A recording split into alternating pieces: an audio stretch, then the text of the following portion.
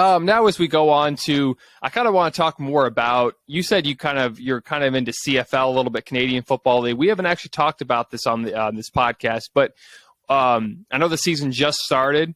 But right now, who is projected to win it all? It's interesting with the CFL because there's so few teams. There's 9 teams in the league. And even the top team, which is right now Saskatchewan, the Rough Riders, I think would be my preseason pick, the Saskatchewan Rough Riders. It's so, with only 9 teams, everybody has a shot. I'm going to give you kind of a basketball reference. When we talk about Bill Russell, the biggest kind of knock is, well, there's only 10 teams in the league, so he had it easier.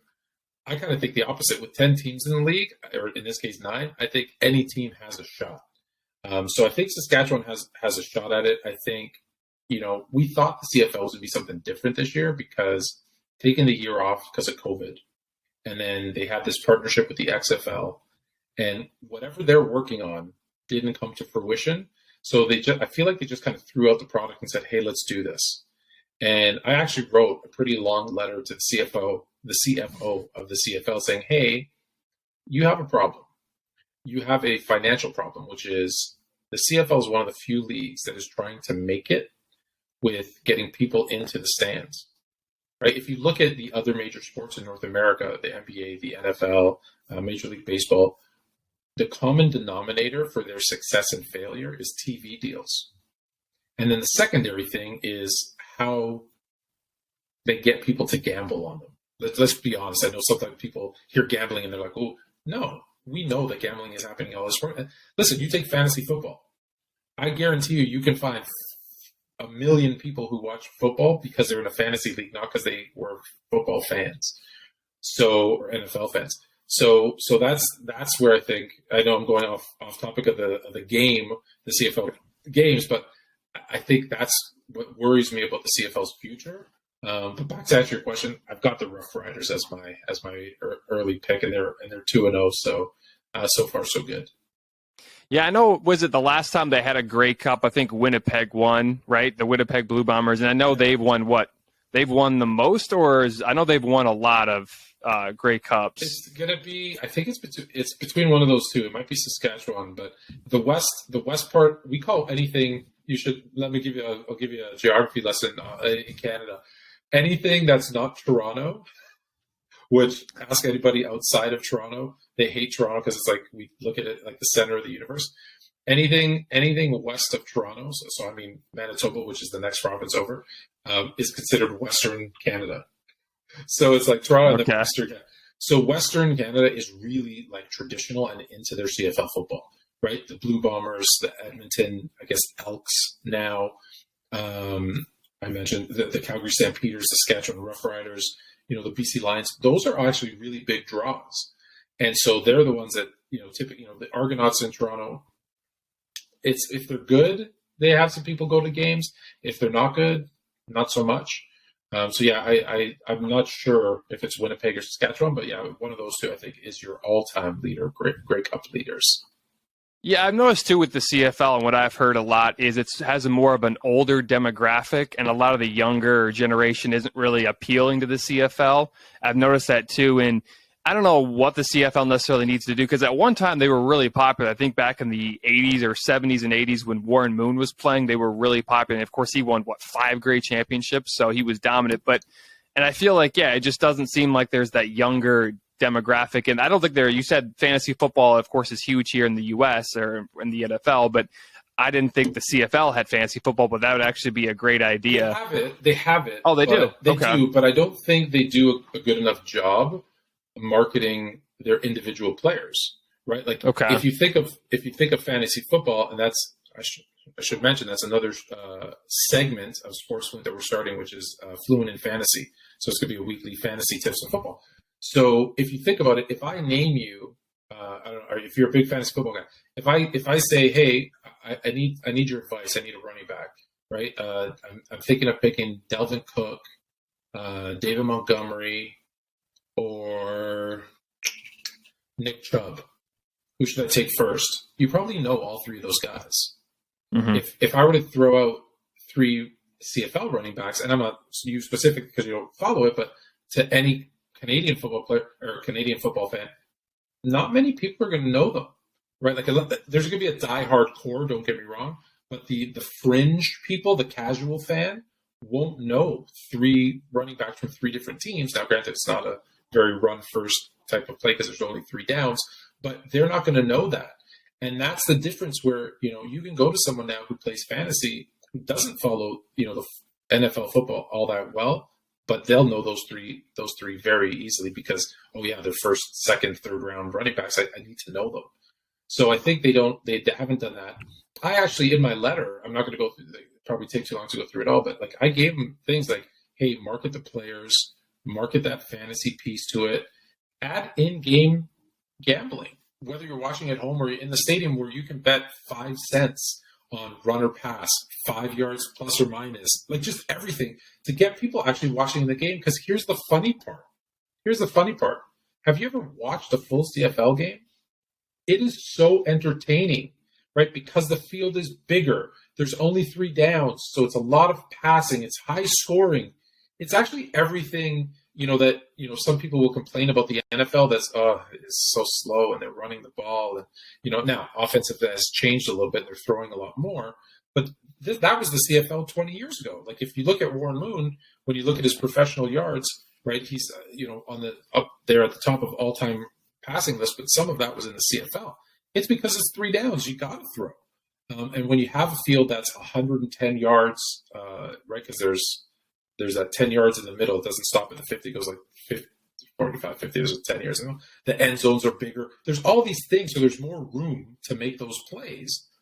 And, the motion is different. More players can be in motion to kind of get a running start to the line of scrimmage. There's stuff that if you watch it, you're like, wow, this is really entertaining. It's different than the NFL, but still very entertaining. And that's where I say, if you give people a reason to watch, then they will, especially the younger people, they'll become fans. Yeah, I totally understand. I totally agree. And yeah, because like you said, sometimes the NFL, there's teams where they'll still run the ball, and it kind of gets boring. And plus with the flags and everything, that just, that makes the game less. And when it's run and gun, it's a lot more exciting, a lot more. Because I remember, was it in 2018 when the Chiefs played the Rams? I think it was 54-51. That was a super exciting game. And whenever you watch a Big 12 game, when was it? Oklahoma and Texas Tech. This is back in the day when Baker Mayfield and Patrick Mahomes were still in college. But it was super exciting. There was no defense, but they were super exciting because, again, I think the scores were in the 70s. So, look, I totally agree. Is it great historical smash mouth football? No. But are you really likely to see a 47-42 game that you're going to be like, wow, that was a lot of fun to watch? That's entertaining?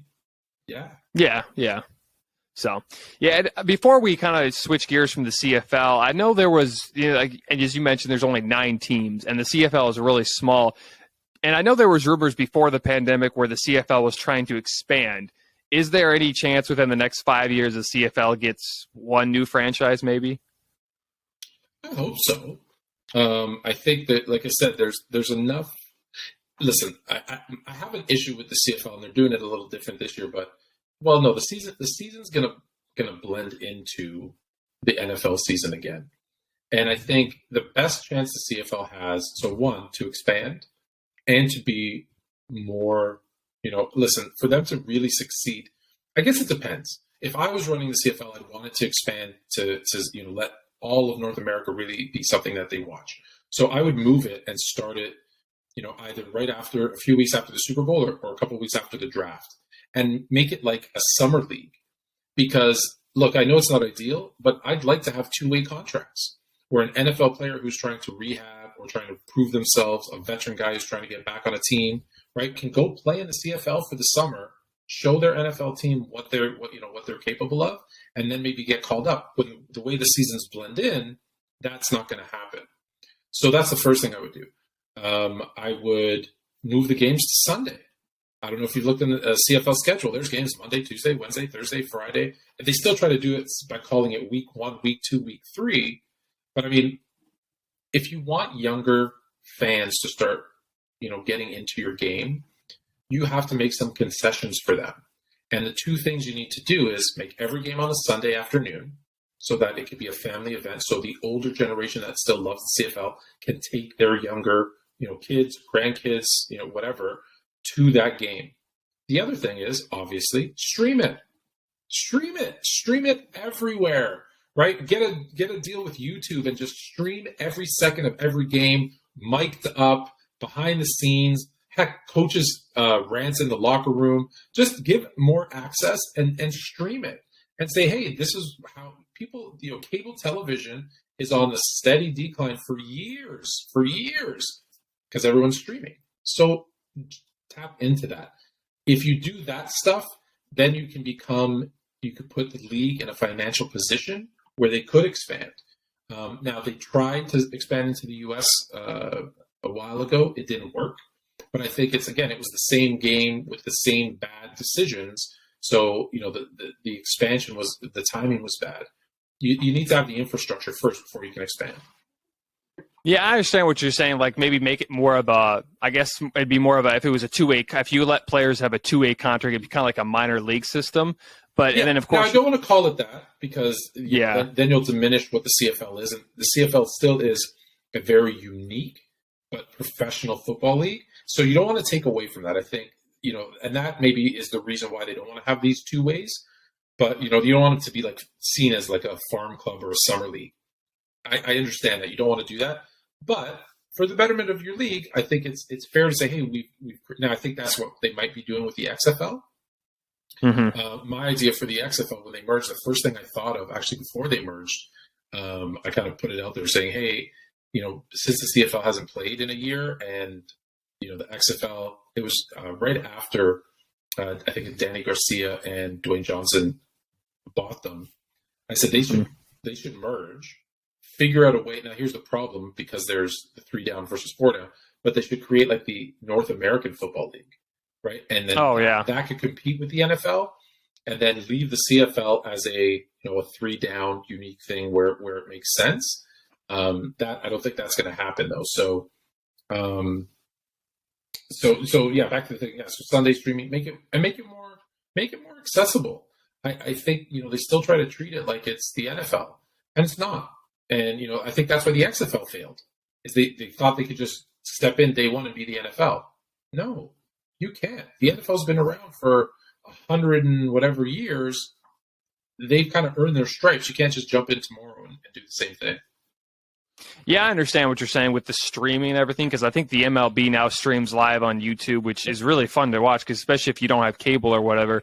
And then, of course, I understand what you're saying with the if you merge with the XFL and the CFL, maybe what you could do, I know the NFL used to do this back in the 60s when there was the NFL and AFL, and then they played in the Super Bowl, which was the champions of the NFL and the AFL. Maybe you could do that with the XFL, where the XFL champion plays against the CFL champion and make it some type of bowl or championship game. So I understand what you're saying. That's a great, observation. And I think more people would pay attention to the CFL, but I just think the CFL should start merging.